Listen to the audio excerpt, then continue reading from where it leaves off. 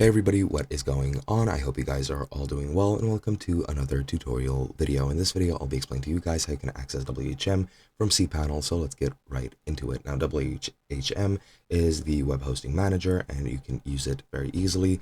And once you install cPanel, you can use it and access it freely. You will need the user or the root user or root access and the server's root password, and you can find the login URL by using your server's IP address and accessing the port 2087, which is for WHM.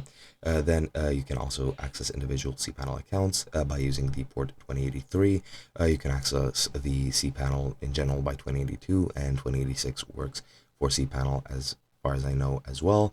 But yeah, you can just access the WHM just with the root user and password, and just use your website address, then :2087, which is the port which you need, and that is pretty much it. Now, I am using this documentation because I do not have access to a cPanel site at the moment, but that is pretty much it. Hope you guys enjoyed, and I'll be seeing you guys in another video.